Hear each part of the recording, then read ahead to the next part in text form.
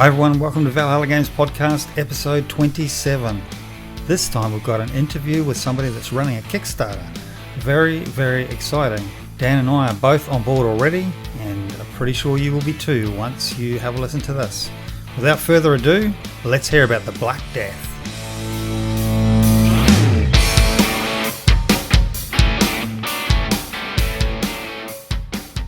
Right, welcome back, listeners, to another episode of Valhalla Games. So today we're joined by Rex. Say hello, Rex. Hello, Dan. How you going? Hello, people. But I'm not very interesting. I'm just the norm. What have we got that is interesting, Dan? Well, today we're joined by somebody else, somebody who we haven't spoken before, and we're joined by Steffan Carey. Hi, Steffan. Hey, everybody. And Steffan is the creator of a Kickstarter which is currently running, and the campaign is for and about the Black Death, a World War II Soviet Naval Infantry.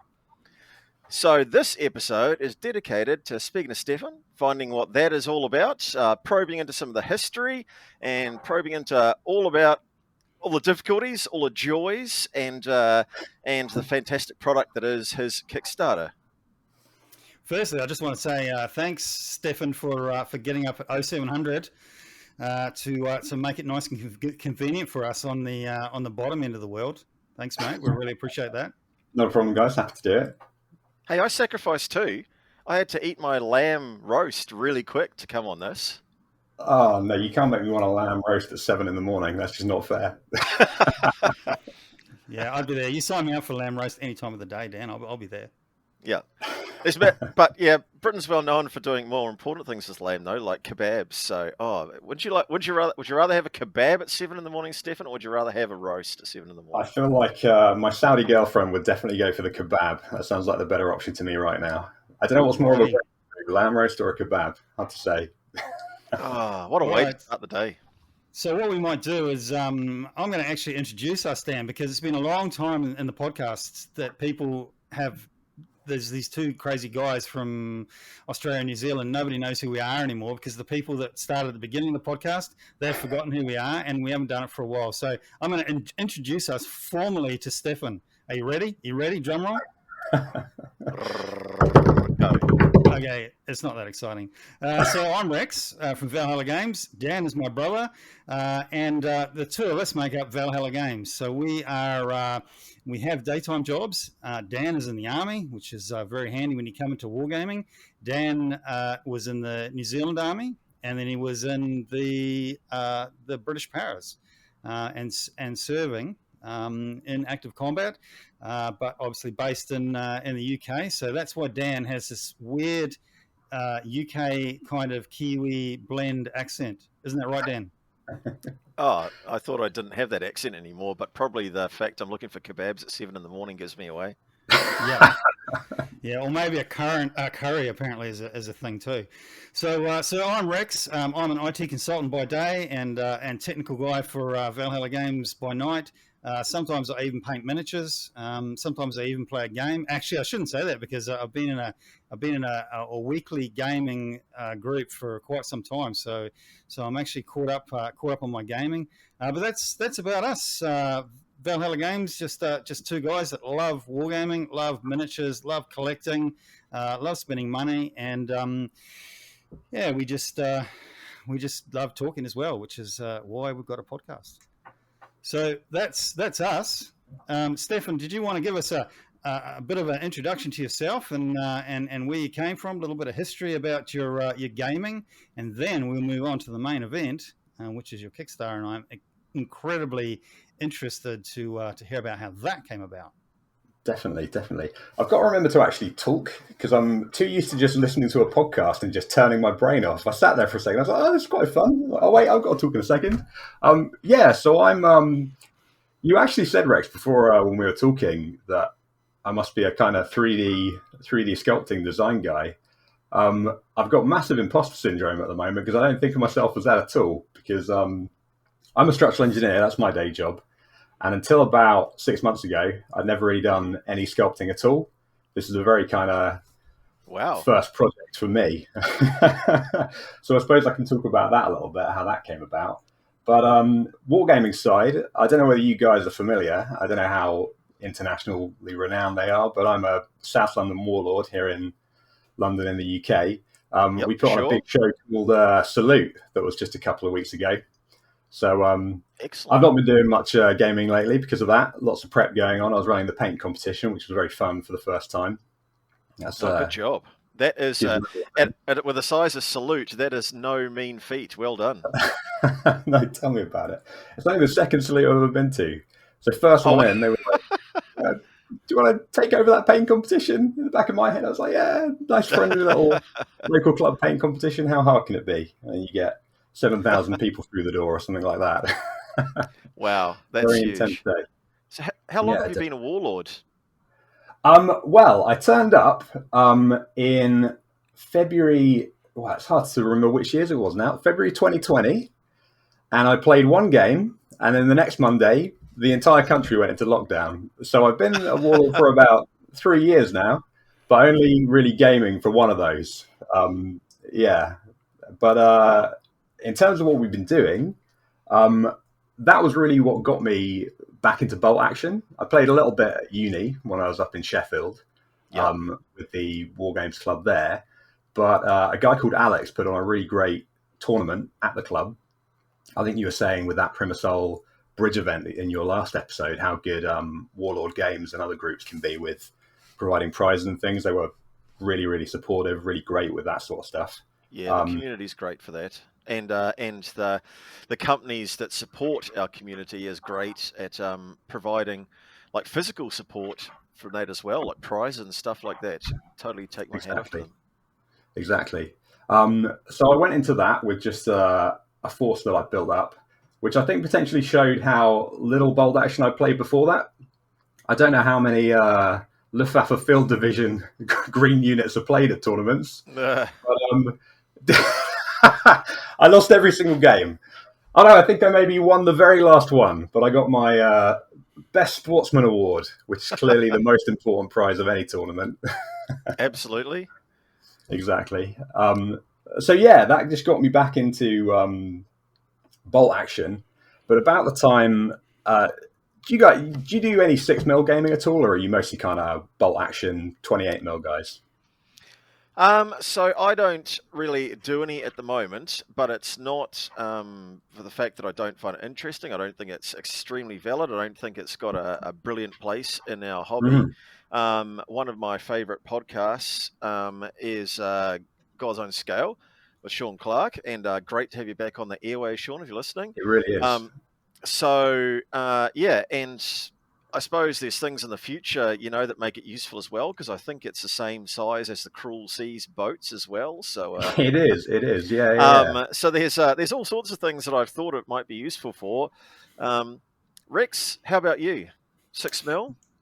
Yeah, not so much 6mm, but I have been very much toying with the idea of some sort of grand games in either 15mm or a little bit smaller, 10mm, something like that. Even fantasy. I play Kings of War and fantasy and some one-page rules games, and I often think, wouldn't it be fantastic to actually have some battlefield to be able to maneuver in, because when you're playing 28mm on a 6x4 table, it's kind of crazy. And I'm just thinking now, and I've done a couple of test prints on the 3D printer, and I'm just thinking, for just a few dollars more, I could have a whole army of little men.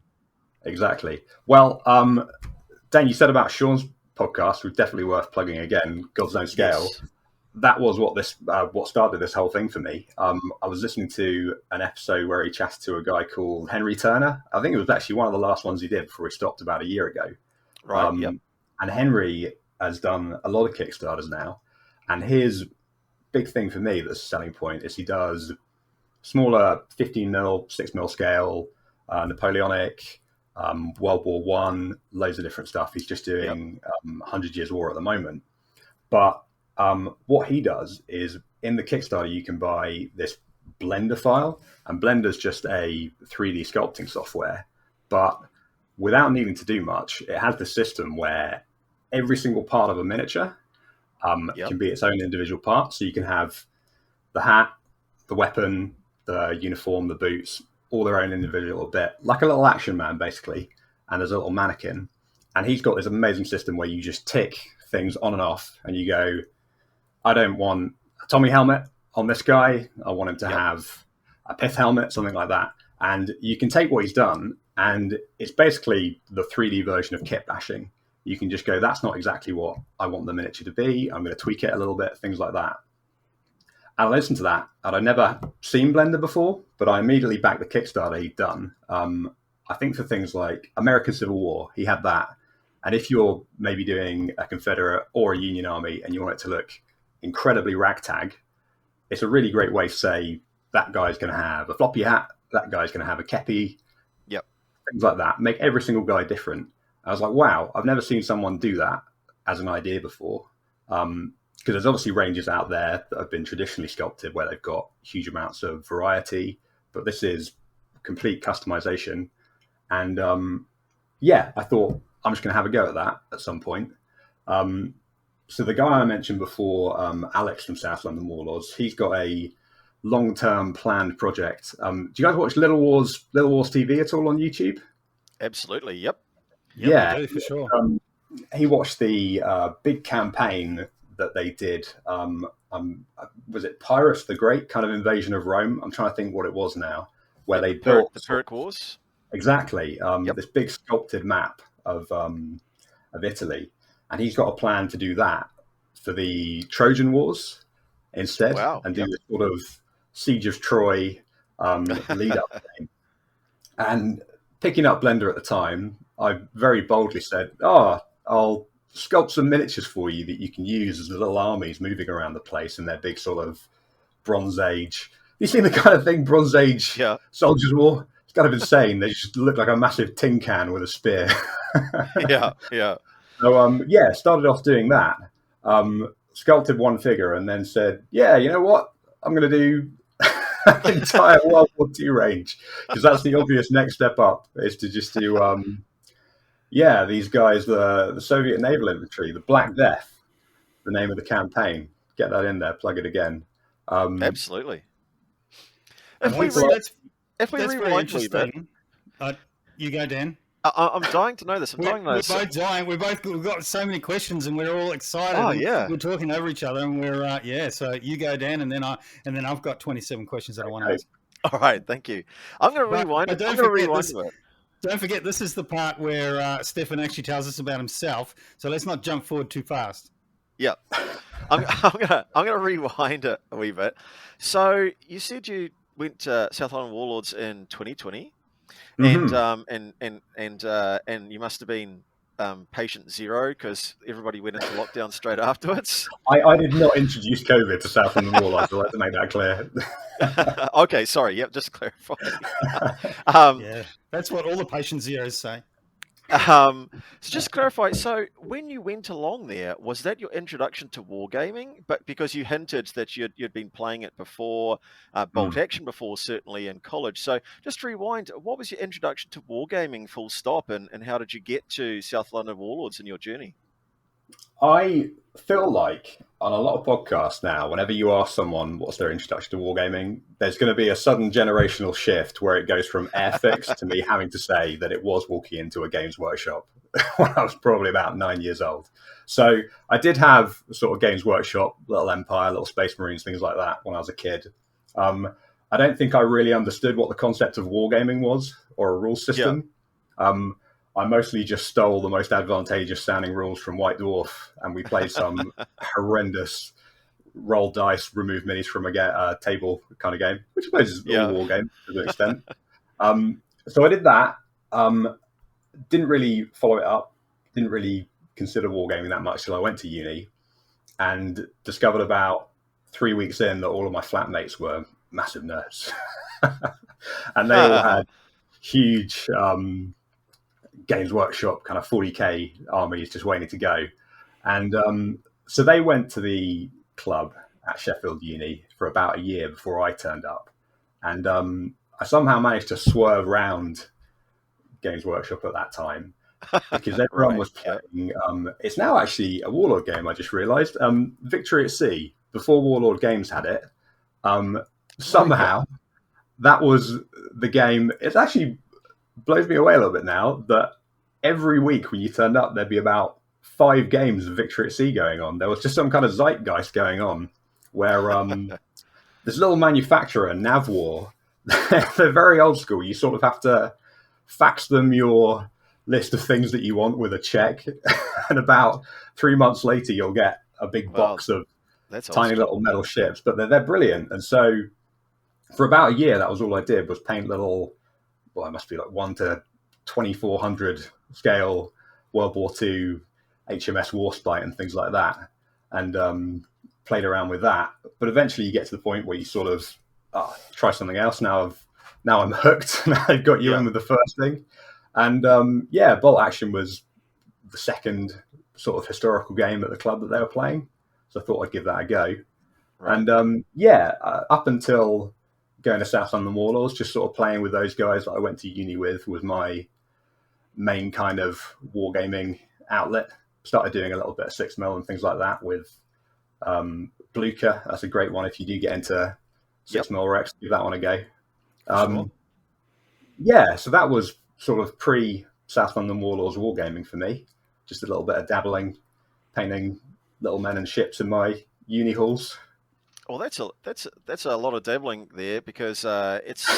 I would say that despite the fact you can save on terrain, there's not that many people probably that play naval wargaming. Certainly when they come into it, and sort of the younger age brackets, certainly. So that's interesting.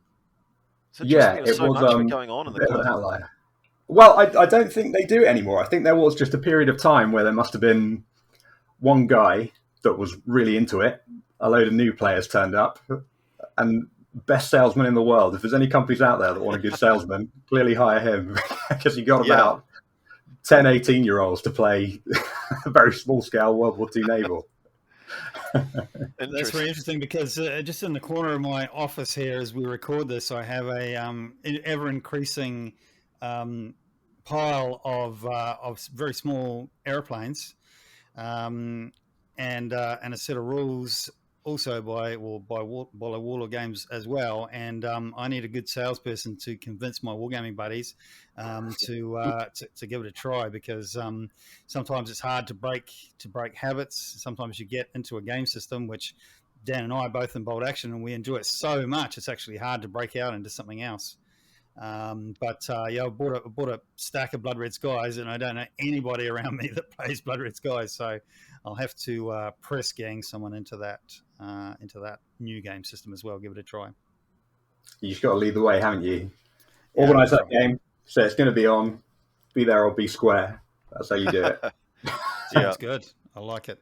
And so your collections and those games, do you still have those collections, or did you sort of sell them and move on, trade on up? And what are you playing now? They pretty much. I'm not going to get the box. It's a tiny sandwich box they all fit in, so I don't think I'll ever throw those ships away. They they are very manageable. What am I playing at the moment? I've sort of, the last 6 months have been almost entirely focused on this one project. I've realised it's kind of sucked up all of my free time. But I did spend all of last year painting up a big, never mind the bill hooks. Is anyone playing that near you? Kind of came out free in Wargames Illustrated. Yep, exciting. It's really brought English Civil War back into English Civil War. Sorry, that period. What it is. Well, War of the Roses, yeah, War of the Roses, into fashion, I guess, into the limelight. And I think the deluxe version, man, I've seen a flick through of the book, and it's absolutely to die for. The illustrations and stuff in there.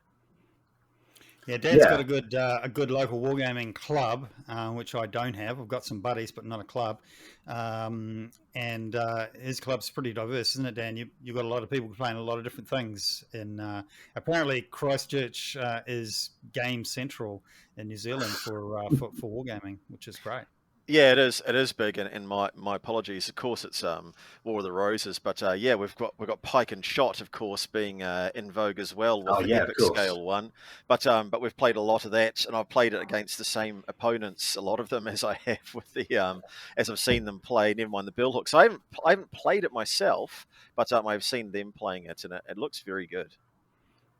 I've still not got a game in. I spent an entire year painting up 90% of it, and then that last little bit to go, I've got sat on my desk downstairs. I think it might not even be 10%, 1% left. So would you call yourself the 90% guy? Oh, I try not to be. I try to make sure projects are actually finished before I pick a new one up. I've a resolution. For anybody who hasn't listened to our and not the last episode of the podcast, and but the previous one, it's entitled "The Completist," is it, or Completionist, and the 90% guy, and I'm the 90% guy. So yeah, Listen to I got that. a lot of those. Crap. So it's a question for you, Stefan. Are you the white rose or are you the red rose for your armies? Well, this is the decision I kind of made at the start of this project. Is I realised that I have a tendency to get into the weeds a little bit when I start a project. I go away, having said again before we started. There's I think it's the Yorkshire Gamers podcast. Absolutely, Ken Riley. He has this idea. Podcast. Exactly, brilliant. He has this idea of the what's the chart I'm trying to think of? The Venn diagram of wargaming. The Venn diagram of gaming. Yep. Collector, historian, wargamer. Yeah. All right. I'm blissfully ignorant of this. Give me the Venn diagram of wargaming. I've not heard it. Just that. You remember Venn diagrams from? I know what a Venn diagram is. My whole life is a Venn diagram. But yes, how does it apply to, all about wargaming? Theory. Well, his theory, his idea on his podcast is that there's historians, collectors, and wargamers, and you all fall somewhere into that Venn diagram, and he gets to try and say where they are. I float somewhere around the middle, I think, because I said before we started that I wasn't a historian. But when I start a project, I don't know that much. Say with the Naval Infantry, I started it really not knowing anything about them at all, apart from maybe some box art on a Warlord Games set. But I then get very into the weeds on, how exactly should this force be? And I sort of restrict myself in a lot. And I thought, you know what? I'm going to pick up a period I know almost nothing about, apart from probably watching some Shakespeare plays at school or something like that. It's about my only intro. And I'm going to just do what's cool with the units and not worry too much about, should they have actually had that much cavalry? Should these guys have had French mercenaries with them, or is that unrealistic? So what I decided to do was, rather than pick an actual English noble house and go, that's going to be those guys, they're going to be these other guys, I thought what I'll do, all my mates from uni, they'll each get their own set of retainers, and I'll create a little force for each one of them. So there'll be the Careys in there, and I'll try and find a 15th century Carey, and I'll try and work out what might have been their family colours, and I'll create the whole force based on that. And if some of them are in Yorkshire, Sheffield's in Yorkshire, so everyone that was from around Sheffield, they get to be the Yorkists. Everyone else is a Lancastrian, and we'll just smash into each other at some point on a weekend and not worry too much about whether it's realistic. Excellent. And you can end up with two sides of the battle as well. Yeah, clever. Exactly. I like it. I love it. So, do you have you had your heraldry put onto some flags and stuff like that for your? I have. Yeah, I've drawn up some little flags. Tried to work out some Latin mottos for everyone. Excellent. I put those so, on it. Stefan, you're not an engineer, are you? I am a structural engineer. Yes, I am. Yeah, I figured you probably would be. In truth, I already knew that, but I thought I'd take the opportunity to rib you about it. You're a details guy. Yeah, I often say that when I do things, I do it like an IT guy. Even when I do creative things, where you're supposed to just let your art zen sort of flow. I still have to create a database to record all of the art zens as I do them. Make sure I can go back and recapture the same supposed creative thing the next time round. So yeah, I'm an IT guy. There's no Buddhist wusa with you without planning, Rex.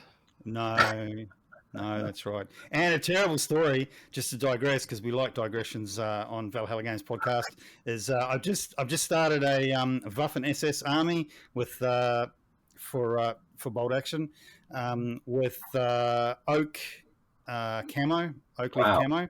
And I did my first test model. I wrote out all the details and absolute, this percentage of paint, and I lost it. You lost it. That sounds very freeing.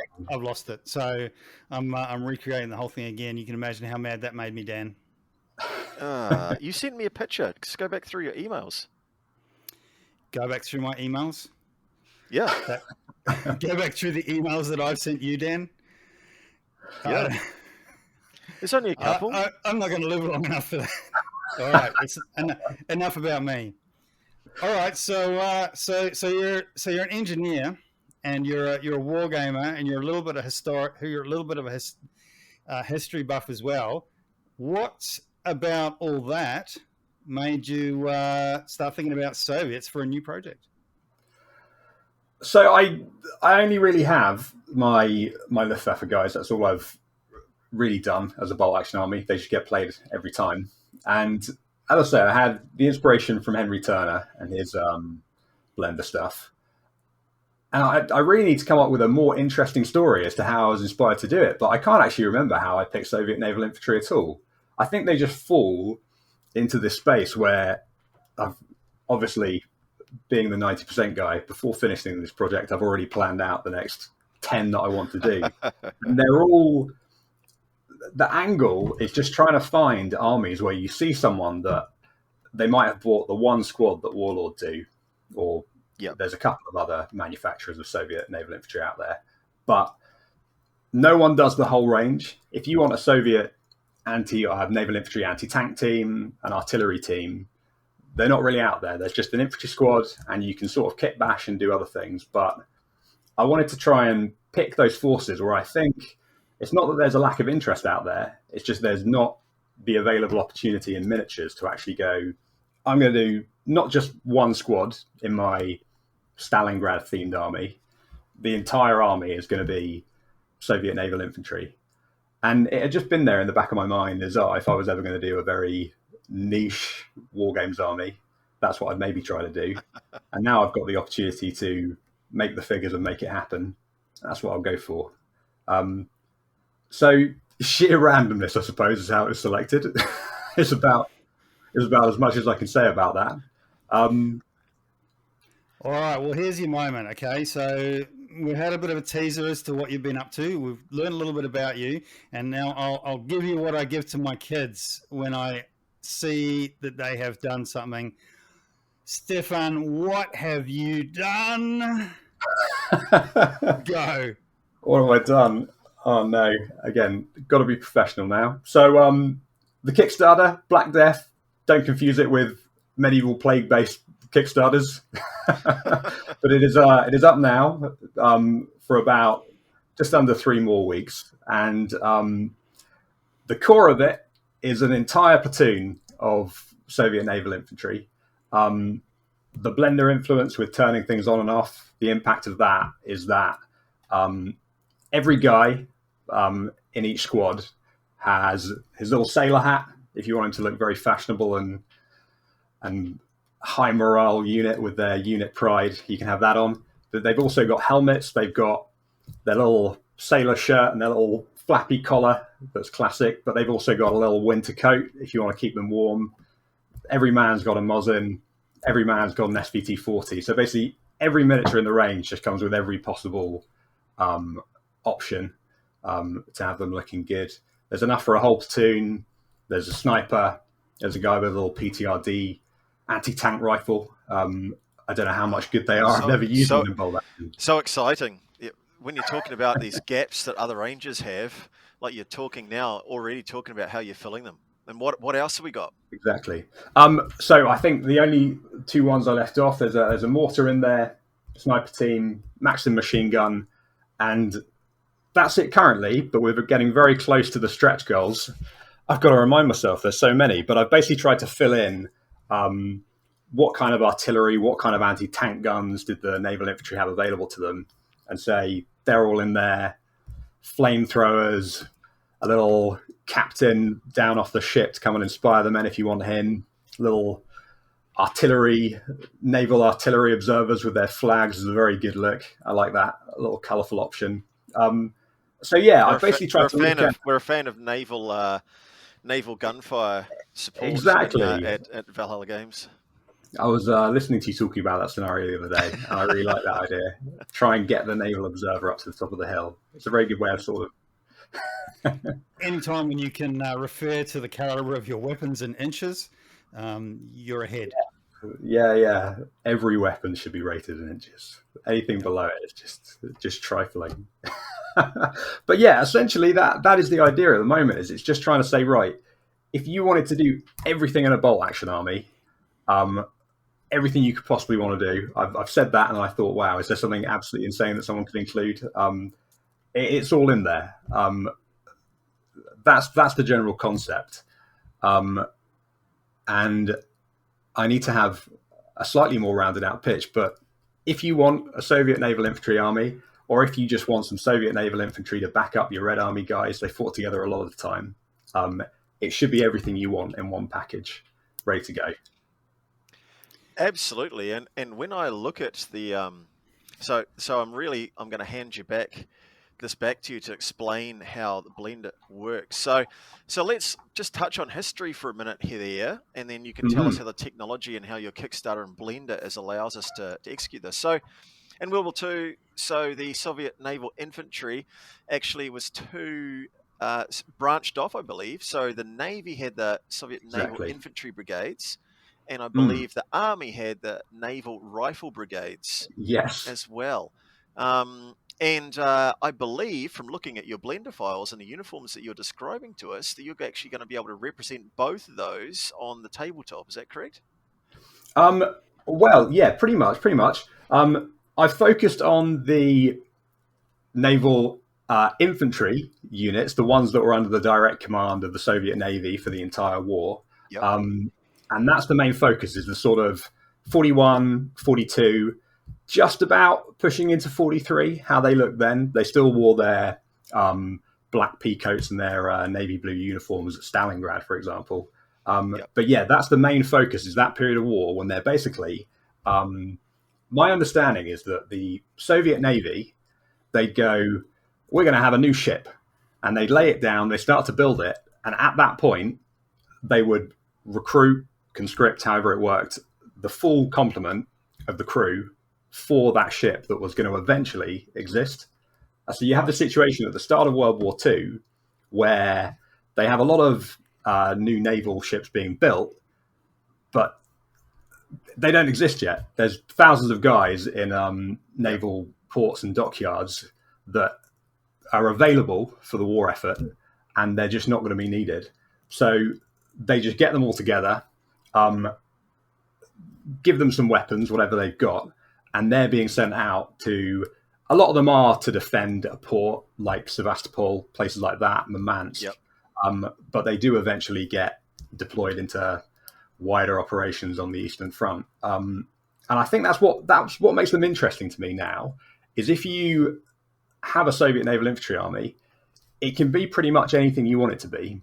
If you want to represent them as very green, very undersupplied infantry, you can do that, because there's a lot of units right at the start where they have absolutely no combat training of any kind. They know how to maybe fire a anti-aircraft gun or a big gun in inches on a ship, but they don't have small unit tactics. They don't know fire and maneuver. So they really are just getting through on the aggression and the unit pride that they have. Early war. You then obviously, they fight through. Some of them become more like regular infantry. They get to about the standard that you'd expect of most Red Army units at the time. There's these very cool... It's very easy to call them Marines, but it's a distinction I think a lot of histories make, is that they're not Marines. They have no training in amphibious warfare. They're not commandos, or most of them aren't. They are just sailors. They get used for amphibious operations just because they've been on a boat before. They're not hopefully going to get as seasick as a general infantry might do. So they get used for these amphibious operations. And the one I've been most focused on, and that I'm going to try and do some kind of game board, maybe take it to a display game at some point, is they did lots of amphibious landings in the Arctic Circle around Murmansk, way up near sort of around Finland, around that sort of area. Yep.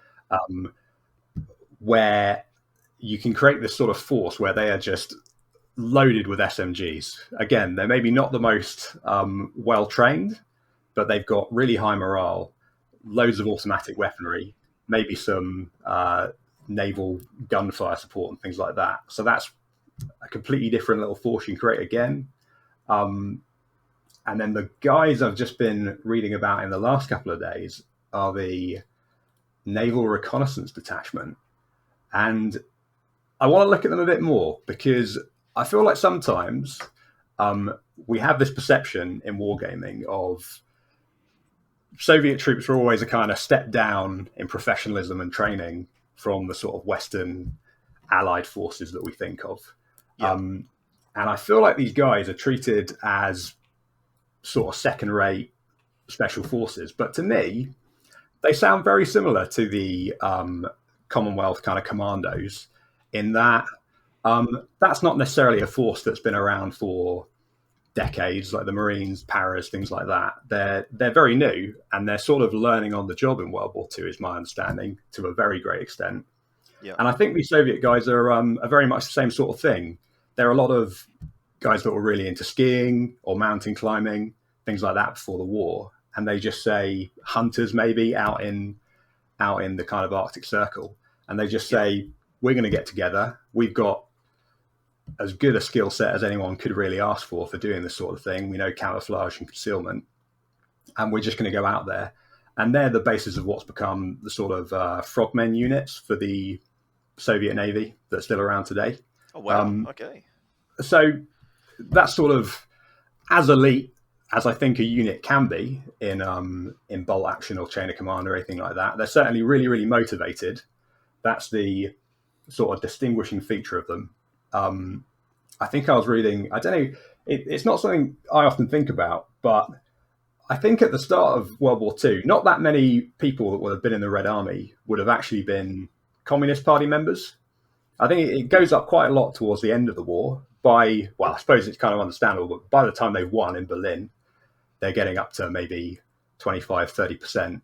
But right from the start of the war, these Navy guys are sort of 30, 50% of the unit are Communist Party members, which I suppose it's a little bit similar to Waffen-SS units and things like that. But these guys really are fighting for sort of political survival in a way. And it kind of changes how they play as a unit compared to other guys. They're not probably going to be the first guys to surrender in a game that you're playing. I know that's really interesting. I know, and really educational too. Dan and I have said many, many times before, the more you play war games, the more you want to learn about history. The more you learn about history, the more you want to play war games. And in there, there's some sort of a painting cycle as well that currently I seem to be missing. But maybe Dan's doing all the painting for both of us. Are you painting my miniatures, Dan? No, don't answer that. But so chatting about these guys, I mean, in preparation for this podcast, I did a huge amount of research. I looked on Wikipedia. I looked in Warlord's Soviet rulebook, and I asked Chat GPT AI about it, and I got three. And I asked Bing AI about it too, and I got some crazy results. So don't think that Valhalla Games is behind the times, man. We use AI just like we're right there, aren't we, Dan? Every time I need to submit an assessment for my degree. Okay. Don't tell my professor. Like I say, I don't want to say that all of the Kickstarter was written by ChatGPT, but I definitely, as an engineer, I have that tendency. If you read my reports at work, they are very one-line statement that is a fact. And I thought, I can't do that. No one will buy this if the entire Kickstarter is just, I will sell you naval infantry. and a button to hit back. Yeah. So my takeaway message from that is apparently the more that you use AI, the more you actually want to dig into it. Because I got this thing from ChatGPT that says Black Death was known for their ruthlessness and effectiveness in combat. They quickly became feared by the German Navy. They were responsible for a number of daring raids and successful operations, including the destruction of several German ships, sinking a number of submarines. One of the most famous operations carried out by the Black Death was a raid on the German port of Tallinn in 1941. Yep. The brigade led by Captain Nikolai, I'm not even going to try those last names, successfully infiltrated heavily defended port, etc., etc. But where are the citations for that? Like, where's the proof that that's actually real? It was So now I have to go and find out if that's for real. So anybody who just listened to that on the podcast, do not take that as Valhalla Games truth. This is the truth about what happened. But give me a week and I'll know the answer. It's the best use of it, I think I found, was when I was writing the Kickstarter page. I thought, I'm going to have a little line here that's kind of, how do you rile people up to play? How do you get them in that kind of role-play headspace to play the Naval Infantry? And I think I just typed into ChatGPT, can you make me a description of the Naval Infantry that what would you call them, a propaganda officer in the Soviet Union would have put out? I think ChatGPT just does that anyway. They just put out the most Hollywood-sounding, here's what they did. None of them ever ran away. Yeah. None of them were kind of rubbish, and they all got gunned down by machine guns. No. They're all exactly what their own propaganda made them out to be. It's truly dramatic because it is, of course, Skynet. But anyway, yeah. I asked Skynet when it was going to become self-aware, and apparently it didn't really like that question. It came back to me with a really weird answer, but it said it definitely wasn't intending to take over the world or become self-aware, which is exactly what Skynet would say. So there you go. That's true. But you're coming back to that in all seriousness, reading through your Kickstarter page, which we're going to come back to and get more into the actual Kickstarter, into the fat of it in a moment. Sure. And then just reaching out, War Games, as I said, had 2 paragraphs, so that was really useful. But you start reaching out, there's these tentacles of information, and it just, I now have to have a new force, a Soviet naval force, and I have to know everything about it that I can possibly find out. And I wonder why I've got no time for anything. Well, of course, one of the most exciting things for me is the variety of places which they are. You can deploy them on your tabletop for different scenarios and stuff. One of the things that I really like is that so even you look at the Battle of Stalingrad. So they were there fighting valiantly, and I believe they significant combat around the grain elevator. Grain elevator, yeah. So I've got on my list of things to do. I've got on my research project list to look into the Stalingrad bolt action rulebook, campaign book, and check out that. But you're right. They're fighting everywhere from the Arctic Circle down to the Black Sea. Exactly. That's a lot of land. That's a lot of land to cover. It's also all the way from reading through the history. I cannot find a citation, but I'm sure I saw someone somewhere claimed that they had actually sort of gone on the offensive on the first day of Barbarossa. I think to the extent that they crossed a river, then immediately crossed straight back again. But from the very first day of the war, they're involved. Well, the very first day of the Soviets' entry into the war, all the way up until, I don't think they were in Berlin, but they're certainly riding T-34s into Prague and things like that at the end of it. So it goes the entire way through. And Dan, sorry, I realised I didn't come to your question on naval rifle brigades, but this is the kind of distinction. You've got the naval infantry who are under the control of the Navy, mostly fighting around the coast and things like that. But then there are also these naval rifle brigades, which are the same big contingents of sailors and things like that. But they're handed over to the army. They're now under army control. And they have this different look again, where they still have unit pride. They're still wearing their, I can't remember the Russian term. I put it all the way through the Kickstarter page, but this sailor hat that they wear. and their striped shirt that they still wear today. Yep. They've got that, but otherwise they're entirely kitted out as a Red Army soldier. So I've tried to make, I don't have the bodies as part of the STL files that you'll get in the Kickstarter. What I'm going to do is make head swaps. So if you do have Warlord Games plastics or any other plastic and things like that, I put up a couple of pictures of just taking the heads off of those, or not putting a head on, and replacing it with this sailor hat. And it's, again, completely different kind of infantry. You can represent some new conscripts and things like that. So that hat, apparently, according to your Kickstarter page, and there's no possible way that I can actually say this, BESKOZIRKA, Beska. Let me try and find it. What was it? I got nothing. Beskazirka, I assume. Beskazirka, okay. Beskazirka. Right. Sailor hat. We'll call it that. Maybe we should all have a go, and then someone who is from Russia can. Beskazirka. Beskazirka. Let me know. Well, Dan's got the accent. Give it to us again, Dan. Beskazirka.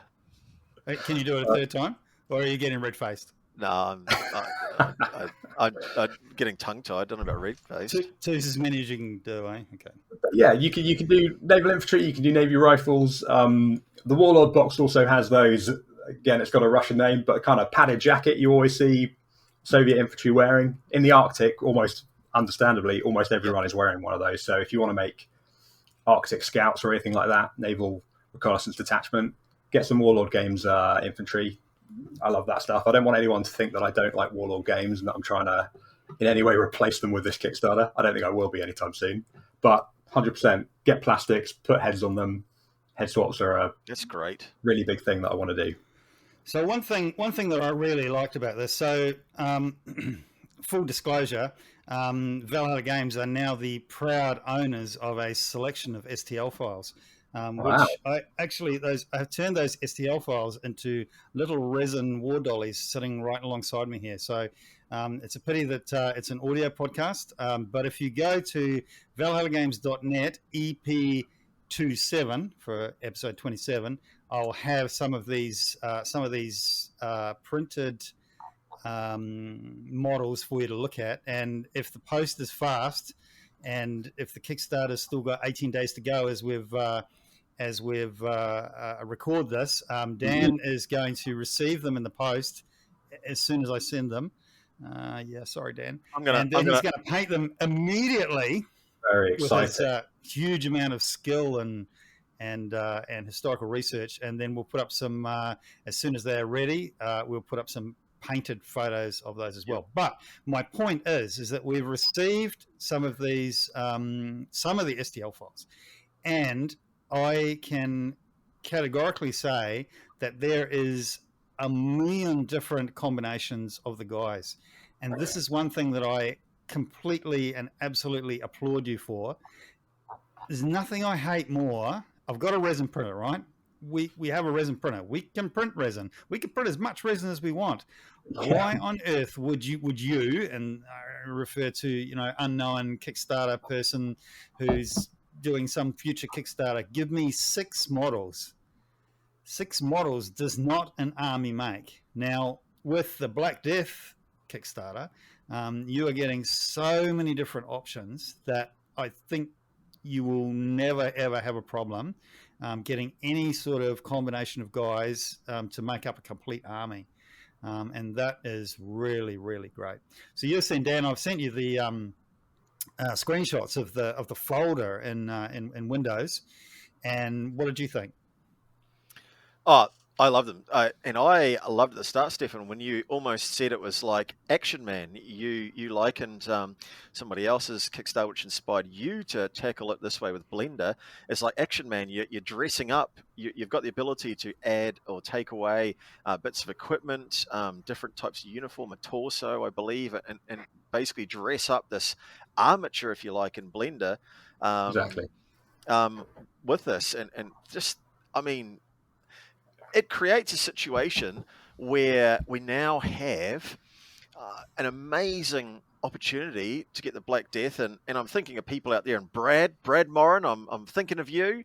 I'm thinking of you, my friend. Okay, the ability now to look beyond the one squad available from Warlord, the one squad sort of available from somebody else, the 3 or 4 blister packs available from Black Tree, perhaps. And you know, I have no doubt that I'm selling some people short, so please don't think that. But the sheer scale and magnitude of the ability to push out a personalized and exciting and ragtag in the middle of combat or whatever army that you want, or an army coming straight off the landing, you know, the landing ships as they come onto the shore. It just is so exciting and so versatile. We'll come on to the so yes, there's a huge variety, and that's fantastic. But additionally, and not necessarily included at every pledge level, if you back it at the senior lieutenant or admiral level, you actually get access to said blender files, and I want to come on to that later. So with what you'll get at the lower levels is, depending on what you back, is a huge selection of miniatures, which gives you flexibility to be able to do all kinds of things. But at those specific higher backer levels, and if you are a software guy that can download Blender for free and work with its weirdo ways and magic and voodoo-ness to achieve something, then there's that as well. I want to come into that later. Steffan?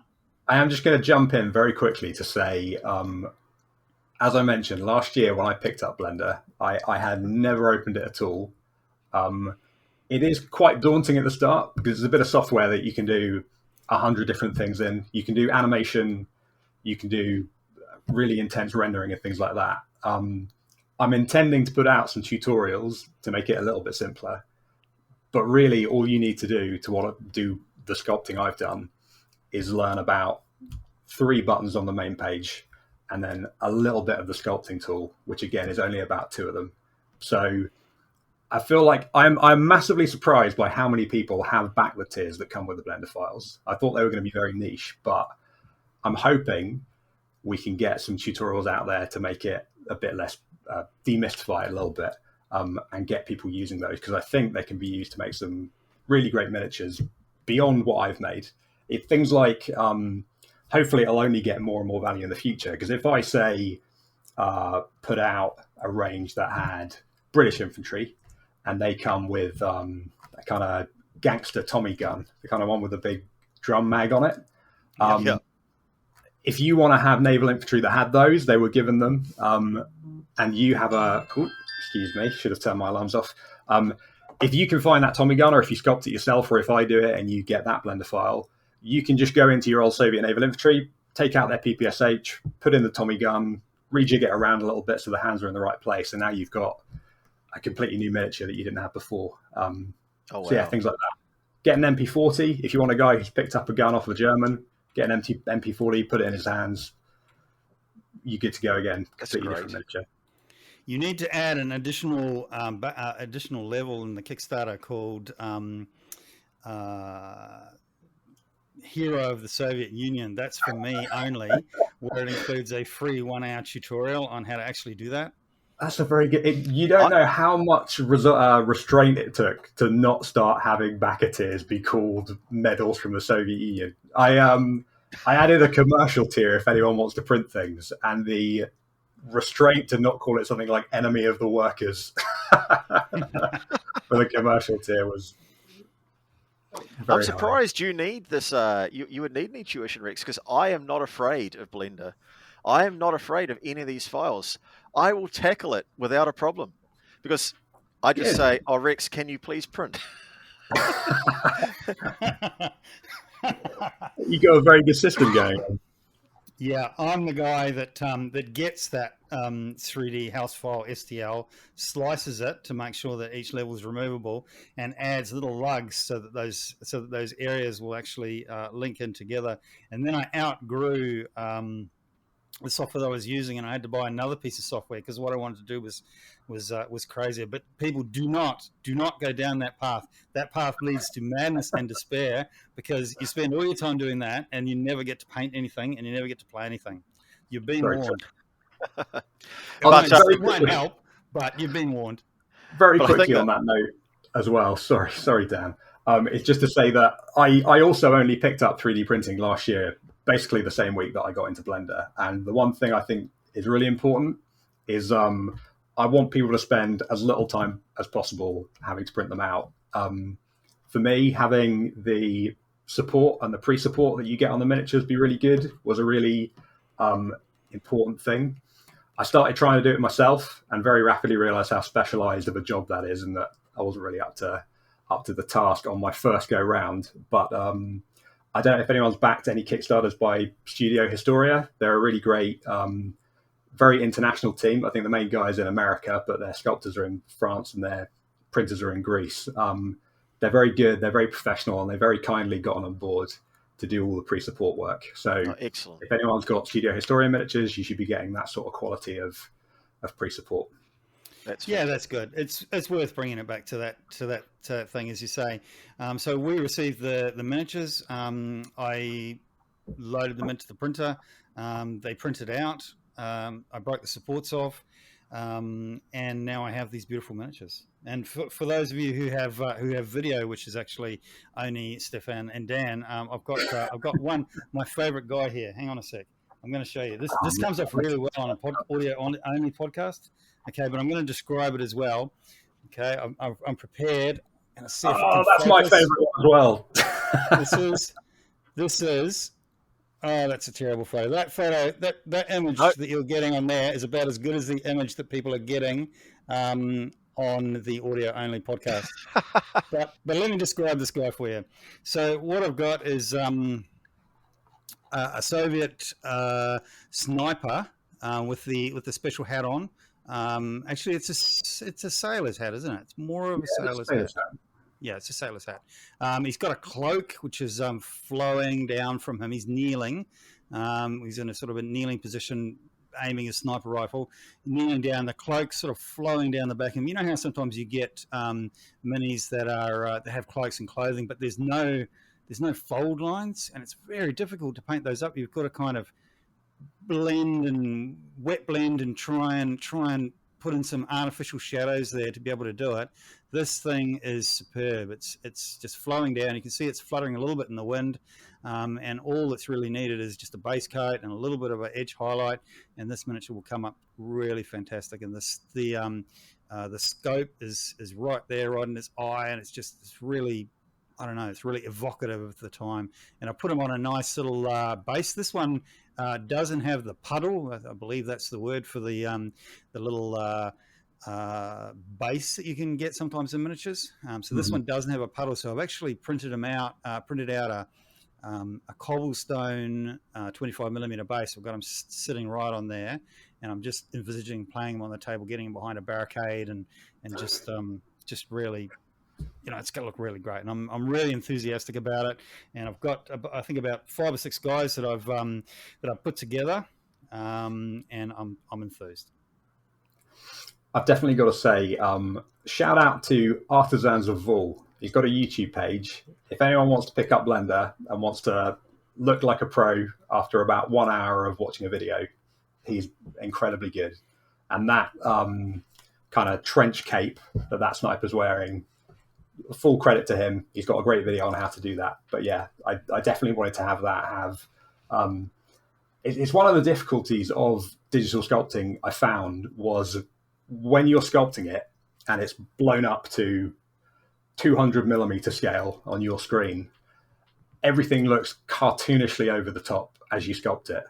And you realize that is just the case with almost every good miniature I have. If you looked at it, the folds on their clothes are nothing like any clothes actually look like that you're wearing right now. They have to be made out of the stiffest material ever to actually fold that much. But I really wanted to put that in because if you're using contrast paint or anything like that, you've just got to have some kind of creases and things going on, or it's just going to look really, really flat. So I'm really glad that everyone has found them to be, I suppose, sort of paintable, because that was the aim. They really do look beautiful. And can I say, Rex, the sniper that you've printed off there, is this the one that is on the Kickstarter page where he's taking aim from a rocky trench outside Sevastopol? Let me scroll. It's the same guy, I believe. Yeah. So going over to the Kickstarter page, actually, there's a lot of really great photos there. So to describe some of the models, then, so there's that guy. He looks fantastic. There's a Maxim machine gun, which I think is really great. And the guy that's holding it, he's got his shoulders sort of hunched up in the way that you would expect somebody that was tensioned up and ready to fire. Well, I think we're missing a trick here, right? In the greatest traditions of our podcast, what we should do is everyone listening now should go on to the Black Death Kickstarter, right? And if we're talking about a certain picture, or as we scroll through them, I think we should make this sound like read along a storybooks. We have any little, so you go ring. So instead of turning the page, you're going to go on to the next picture, and then we can have a look at it. But, all right, who's going to do the bring and who's going to do the description, Dan? Start from the top. All right. Well, before we do, so maybe we'll let the listeners have a look. But Rex, I have to say that when you were describing that guy, before I realised this guy in the picture, like when you described him, comrade, I had like a little tear. It was rolling down my face. I felt like I was listening to Tolstoy in War and Peace. It was beautiful. It was beautiful. An evocative Dungeons and Dragons description. It was beautiful. It was beautiful. Can I just say, Steffan, can we talk about the miniatures and the painting and the models that are actually on this Kickstarter? Is that work yours? Yeah, that has been the last few months of my free time. They're great. Well done. And my particular favourite is, wait for it. I bet I know. It's as the Soviet Naval Infantry landing behind German lines near Murmansk. I knew it. I was looking right at it. And here it is. There it is. He's got it. Yeah, look at that. Look at that, viewers. That comes across really great in an audio-only podcast. From the show. As I say, go to the Kickstarter page. I guess go to Kickstarter.com, search for Black Death is what I did, and it just came up straight away. Black Death 28mm STL files for WWII Soviet Naval Infantry. Which is also a blessing because at times Kickstarter does not have the greatest search engine. So that's why I mentioned it. It's great to just be able to put that in, and it just so easily goes to it. So, Steffan, tell us a bit about this little vignette you've made here, because it's a great piece of work. This the second picture down. Tell us about that. I feel like it would have been a crime not to have some kind of landing scene as part of a Soviet Naval Infantry Kickstarter. So I sort of planned out right from the start, what little vignettes am I going to have? I knew I wanted a sniper.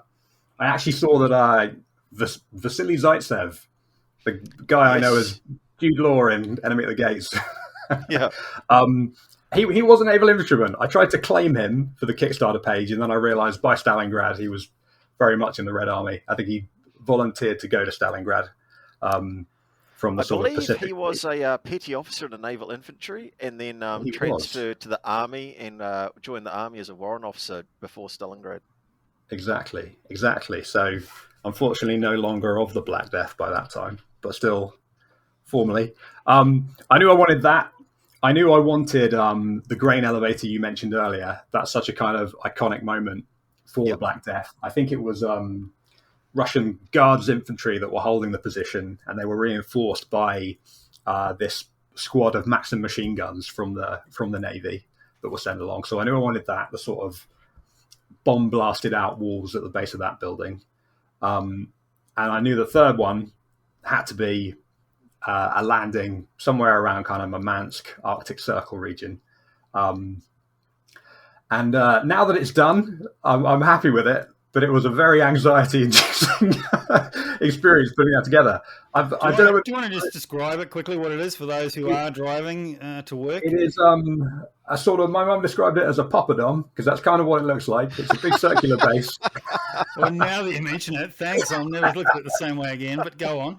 Thanks for that, Mum. Yeah, I can't unsee that. It's a poppadom beach with a landing craft I can't remember the name of. And I've got about 12 guys jumping off of it onto the beach, sort of assaulting up, firing and maneuvering with NCO pushing them forwards. And pointing, as all good NCOs should. you've got to have that open palm point. I think every single one of my NCOs is doing that. Yeah. Straight from a propaganda poster. But yeah, you guys, you've done far more impressive terrain than I ever have done. You've got to have done a resin pour at some point, haven't you? Or a 2-part epoxy kind of water effect. I don't think we have. I have. Have you not? I have, Oh, and it didn't go well. But but yeah, I'm looking forward to this. Sounds like it's leading into a trick and tip how you did it. Right now, No. give me a sec. You're not doing this thing justice, right? I'm going to give you the Dungeons and Dragons description, right? The evocative thing. So the ship is just sort of breached onto the beach. The waves are crashing and rolling onto the sand, and as they crash and roll onto the sand, the guys are out off the side of the boat and they're crouched. They're running forward. There's a couple of guys supporting there, but the waves on that beach are fantastic. Tell us how you did the waves. Well, I didn't think this was going to be a tips and trick. The first tip is to not panic while pouring the resin. The second tip is going to be seal the edges far better than I did. I realized that the worst possible shape you could be trying to pour resin into is a circle. I basically had to try and a poppadom, exactly. I basically had to try and double-sided tape all the way around the outside, and it held apart from about one small area which had a very slow, worrying leak for the first 2 hours, but eventually sealed itself. It's a very shallow sort of 5 mil of epoxy resin on the bottom. All I've done is Vallejo, their kind of acrylic water effect. Yep. I just built that up over and over and over again to form these kind of wave shapes going on. My year of coastal engineering at uni finally paid off for the first time. Very good. Drawing some waves. And then it's just sort of dry brushing and stippling white paint over the top. So if anyone wants to give it a go, I'll maybe put a little tutorial out for that as well. But incredibly simple, not that much to it. Yeah, fantastic. And then underneath that, we've got the guys in the trench, which is the spotter and the sniper. Really, really nice. I feel the need to jump back in very quickly and say the landing craft from that. I don't need to make a landing craft as part of this Kickstarter because a guy, I'm pretty sure he's called Dewey Cat, DEWEY, on Wargaming 3D, has already produced that landing craft, and it's a great model. It's got a knowing him, it's probably going to be for free as well. I think it is not free, but it is very, very cheap. Right. Okay. A very reasonable price. Yeah, that's great. Great. And then coming down to just a selection of soldiers there, which is fantastic, in different uniforms. And then you've got the guns there. You've got the anti-tank rifle, the medium mortar, 80 millimeter or so mortar, the Maxim machine gun, which I think is great with the little box of ammo there and the belt feeding into the gun, which is really great. But then you've got a selection of rifles and SMGs and what have you, and even a knife. I see. What's the deal with those? Because in the few that you've sent us, I didn't get any individual weapons. Is that coming in the Kickstarter? So the individual weapons, I can definitely. I hadn't even considered adding them individually. I can definitely throw that into the Kickstarter. That's very easy to do as an STL.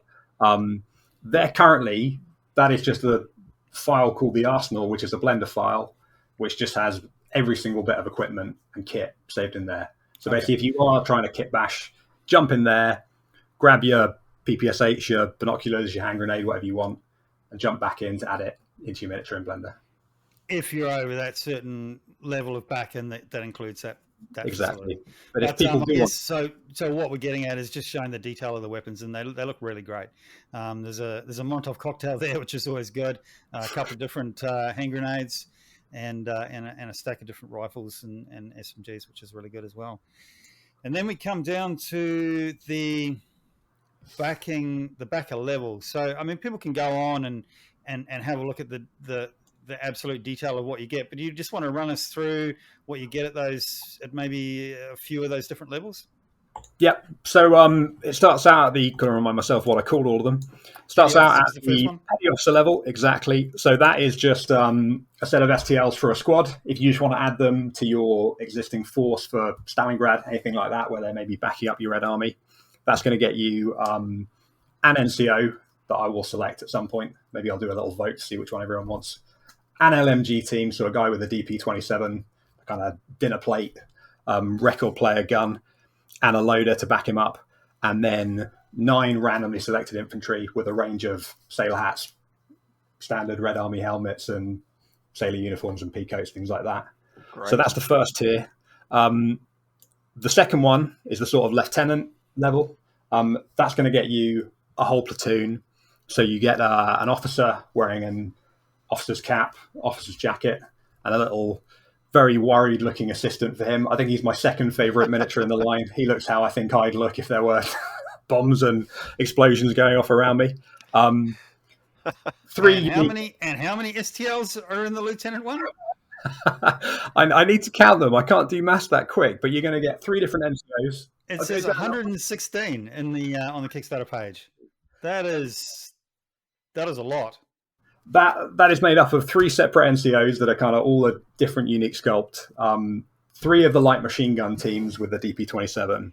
And then this is the part I'm glad you sort of explained earlier, because it's the bit I want to get across, is that there are 9 poses of riflemen to make up your squad of 12 with the NCO and the LMG. But each of those 9, you've got firing, running with a grenade, sort of shouting, kneeling, everything like that. Each of those guys has 8 different variations of hat, peacoat, all the things I've described before, whether he has a Mosin Nagant, SVT-40. So all in all, there are 9 riflemen with 8 variants. So you could create pretty much 8 completely unique squads if that's what you want to do. Do the whole company. That's 2 full platoons. Yeah, that's really great. And senior lieutenant, everything included in the lieutenant page, as well as the blender files to allow you further customize your miniatures. That's what we were talking about before. Exactly. Above that is captain, which is everything we've talked about. Plus the support team. So you're going to get the Maxim machine gun team, sniper team, PTRD anti-tank rifle, and your 82mm mortar. And again, every crewman comes with all the uniform options. There's 4 different versions of every crewman. Wow. 152 STLs. That's huge. And then the final one, Admiral. Admiral, that is everything, absolutely everything that I've described above, plus the blender files. That's an arsenal with all the weaponry. It's a posable action man style mannequin, so you can create any new miniatures that you want. That's the all-in tier. Great stuff. And I suppose I should finally mention, if you do want to physically produce and sell the miniatures, I've added a commercial tier as well, if that's of interest to you. Well, that is outstanding. And then you've got some stretch goals, which are so. By the way, everybody, it's a go. Thunderbirds are go. So you way exceeded the pledge level, and we're at nearly £3,000 at this point, and it's still early days. And once the word gets out there, once this podcast drops, and people start getting out there, and people start sharing, which is another very interesting sharing STL goals. I like that. We'll come on to that in a minute. But then we have some stretch goals if we hit those points. So there's extra weapons, 76mm ZIS 3 divisional gun, which is my favorite Soviet gun, Ford Observer, all kinds of stuff, senior officers, 45mm light anti-tank gun, naval with a flag. You've got to have a man with a flag. Oh, absolutely.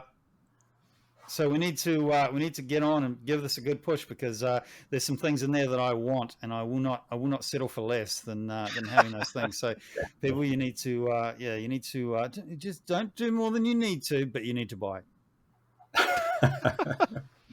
But it goes on.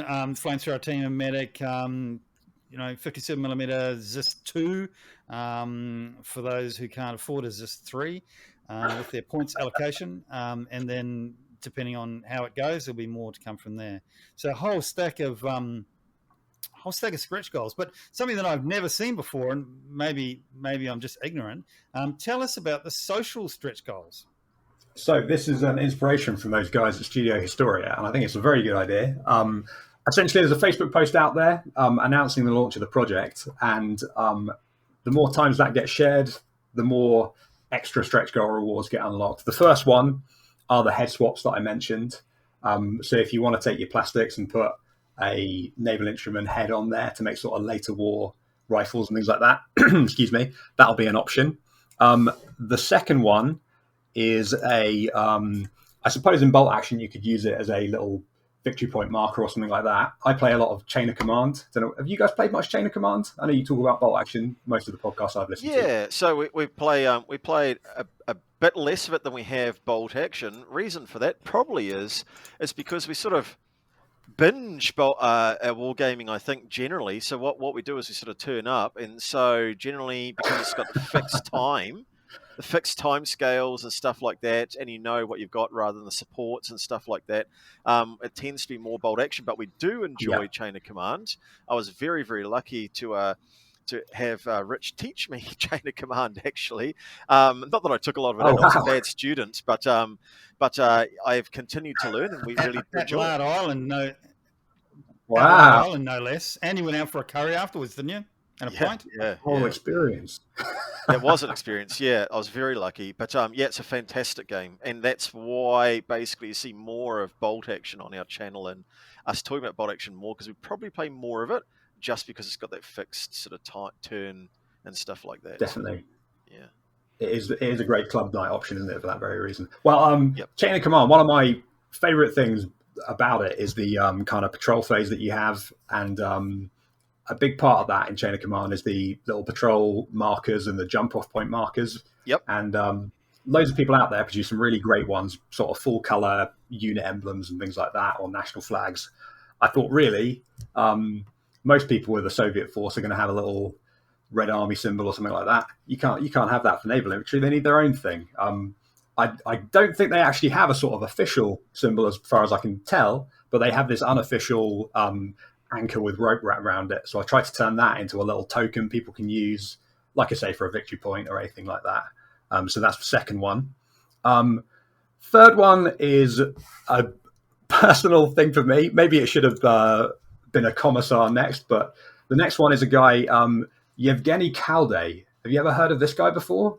I guarantee that you know his work, but I feel like he is pretty unknown.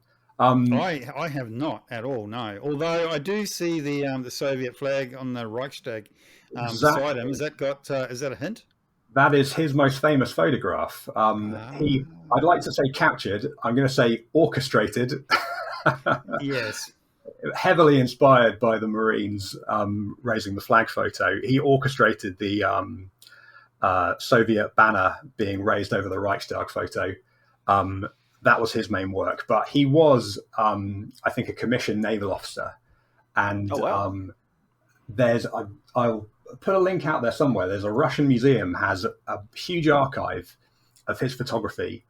And given how many World War II sort of Eastern Front photos of these very blurry, low-quality images that you find, they are amazingly high-definition images of naval infantry fighting through the Arctic Circle. And I'd really encourage people, if they're looking for inspiration on what this sort of force is going to look like and the uniforms they'd be wearing and how they'd be fighting, that's a great thing to go and have a look at. Even sort of beach landings and things like that. I don't know how many of them are orchestrated in the way that the Reichstag photo was, but they're very incredible images. So I wanted to include him. He's going to have his camera out. I think I'm going to do him in the style he was in Berlin in 1945. That sounds great. But yeah, for me, he's a really iconic naval infantryman. I'm very fortunate because Rex actually got me a gift of the guys, the little vignette from Warlord Games, the guy raising the flag on top of the Reichstag. Oh, brilliant! And I do have significant Fall of Berlin armies in terrain, so it would be great to get one of those on top of the Reichstag, taking the photo of the guys putting the flag on the Reichstag. Definitely, that's the next level diorama. That's a funny story too, Dan, because what happened is so the limited edition, those ones, the guy raising the flag on the Reichstag, with the actual spire on it, if you've seen the Warlord Games one. So they're limited edition. So Dan bought me one found one somewhere on the New Zealand equivalent of eBay or something, and managed to get it used, like not painted, but some guy bought it and didn't want it, and anyway he gave it to me for my birthday, and then so I loved it so much that I secretly scoured the world, managed to find one in the US, and got it for him and gave it to him for his birthday the next year. But yeah, that's how we roll. All right, so that's three. A little bit like the information officer, is it the German one? There's no rules for it, but yeah, I was going to say, I don't know. You guys are much bigger scenario writers than me, but I want to find some way to include him. I want him to be some sort of secondary objective. Can you take that iconic photo of World War II with Yevgeny Kalday? Can you do it in your game while you're trying to do everything else at the same time? It could be absolutely. So doing that, and the propaganda that generates might even get you an extra squad exactly. in the last turn of the game at a roll of 6+. You never know. Oh, that's a good idea. I'm going to have to include that somewhere. All right, and then two more of these social stretch goals. If you hit it, the Commissar, which Soviet force wouldn't be complete with that one, would it? Yeah, that's for sure. So this is a naval political officer to inspire your men and lead your assaults from the front. Exactly. And then the last one. I was just going to jump in very quickly to say a lot of my research has been Osprey has a very good naval infantryman versus Gebirgsjäger in the Arctic Circle book. That's been a lot of my research, and the commissars in that, they're very much sort of platoon commanders leading from the front. They're not your sort of Hollywood shoot a man in the back of the head to gain morale. No, that's interesting because the Soviet ones have to be the Warlord Games bolt action Soviet commissars, just the normal army ones, must be inexperienced. So, so you'll need to house rule it with your buddy to be able to get your naval commissar to be a lot more, let's say, efficient in battle. Well, to be fair, they are just naval officers, so their experience in land combat, maybe inexperience reflects that quite well. They've got more enthusiasm than they have strategic or tactical brilliance, I'd say. For sure. All right, and then the last one is tank riders. Now you had me at tank riders. Because I love a good tank rider. So these are specific naval tank riders, right? Which is kind of a weird thing to say, but you've explained it. How? Well, so I think going back to your question at the start of why did I pick Soviet Naval Infantry, I think when I play war games, I find a lot of the time I really like that kind of light infantry fighting where the heaviest thing you have on a battlefield might be a kind of anti-aircraft gun or a mortar or something like that. That really grabs me for whatever reason. And that is really reflective of a lot of the fighting these guys were doing in World War II, out kind of on their own, maybe a Navy destroyer backing them up with a bombardment before they go in. But later in the war, as you continue through, naval infantry, naval rifles sort of blend together. They all eventually realize it's inefficient to keep on pumping out thousands of naval uniforms. They start wearing Red Army uniforms. They essentially become Red Army units in everything but name. So by the end of the war, as I say, they're riding T-34s into Prague. They do have tank support at some of their big battles. I think they're at Leningrad. I think the KV-1s were being produced there throughout the siege, so they're getting some heavy tank support there. They're fighting with M3 Stuarts. They land in, I'm going to say, Novorossiysk, something like that. Neither Dan or I can refute you on that. So as far as I'm concerned, that's the gospel in terms of pronunciation of that. Please write in if I've gotten that location in the Caucasus I'm going to say wrong. But they get Lend-Lease M3 Stuart tanks that they attack with at this big landing. T-34s, T-26s, whatever tank you want to bring, there's some battle where they'd have at least been nearby. And if you're going to have tanks in a Soviet force, you want some guys riding on the back of it. It just seems too iconic. Yeah, look, the tank rider's just doctrinally correct for the time. And it's absolutely great to have them in there because it rounds out again. It's rounding out the force and that's available to be built from your Kickstarter that just isn't able to be out there at the moment. So just as a reminder, those are share goals. So to get those things happening, what you need to do is find that social media link, which it's if you go to the Kickstarter, the image that tells you about all of the social stretch goals, if you click that, it will take you straight to the Facebook post and you can share it from there. Fantastic. Great. That is fantastic. Well, look, that has been really informative. What else would you like to tell us about it before we wrap up, Steffan? So I suppose I'll just reiterate one more time. I think it's got, just check, 18 days to go, so just under 3 weeks. Like you said, it's currently at £3,000, so we're getting very tantalisingly close to the first stretch goal. Hopefully we'll get quite a lot of those sorted before the end of the project.